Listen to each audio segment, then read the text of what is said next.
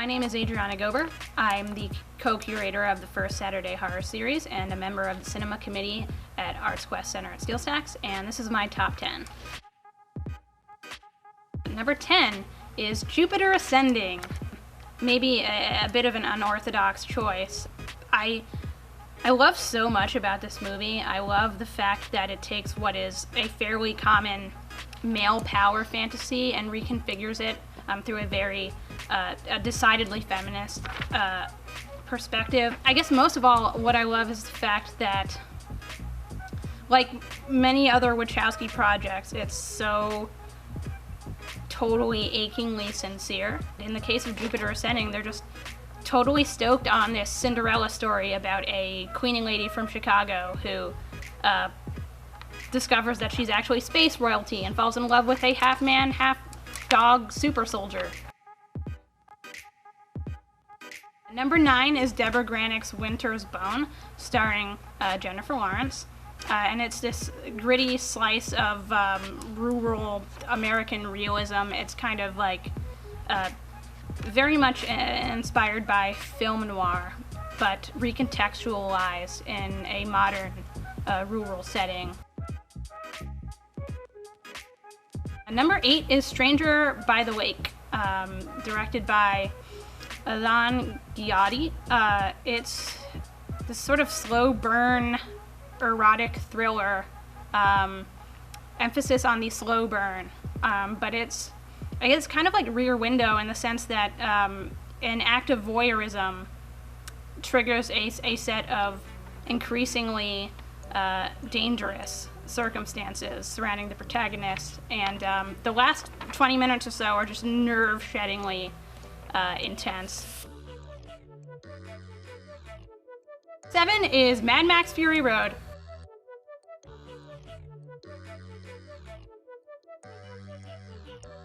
Awesome.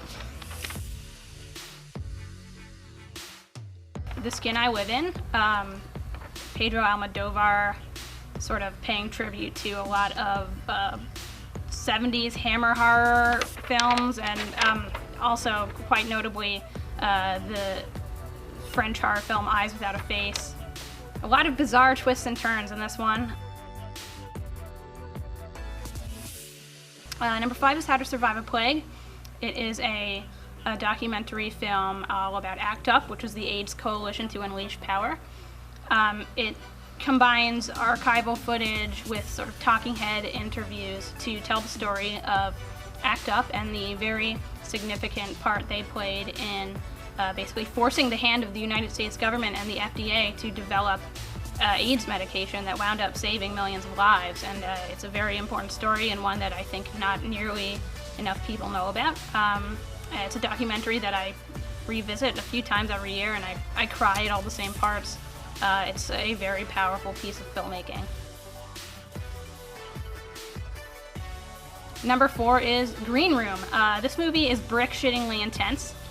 It's about a hardcore punk band who wind up playing the wrong venue. It gets so much right about the monotony of touring, and I was not part of, the hardcore scene, but my understanding is that it's a pretty accurate depiction of the tensions between, regular punk fans and the sort of neo-Nazis who wound up invading those spaces. And just as a suspense thriller, it's just about as perfect as a movie can get. The Duke of Burgundy is a film by Peter Strickland, who is one of my favorite genre filmmakers working today. It's it's very much inspired by like Jess Franco and Jean Rollin and like Eurosleaze films from the 1970s, and it depicts a rather unconventional romantic relationship between two women, and is a very intelligent and moving exploration of the nature of relationships and the compromises it takes to maintain them. Number 2 is The Handmaiden. This is an adaptation of a Sarah Waters novel called Fingersmith. It's, I don't really want to say too much about it. You kind of have to see it to experience it. There's a lot of weird twists and turns, and you know, it's one of my favorite queer films of all time. Number 1, Elle. This movie is very interesting. So it takes the story of a woman's experience processing a traumatic event that she endured, and it kind of drops it in the middle of this dark family comedy.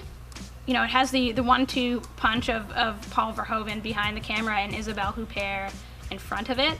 I really appreciate films that make me question, you know, my preconceptions, or that challenge me in other ways, and this film really does that. And it takes a very complicated protagonist, one who I think the audience would feel quite ambivalent towards, and then the film kind of anticipates that ambivalence and makes you, you know, question what it is about this character that is so troubling. And I think what it comes down to is that, you know, there are certain ways this society is conditioned to think about, you know, what are acceptable ways to process, you know, trauma that you experience, and in this case, sexual assault.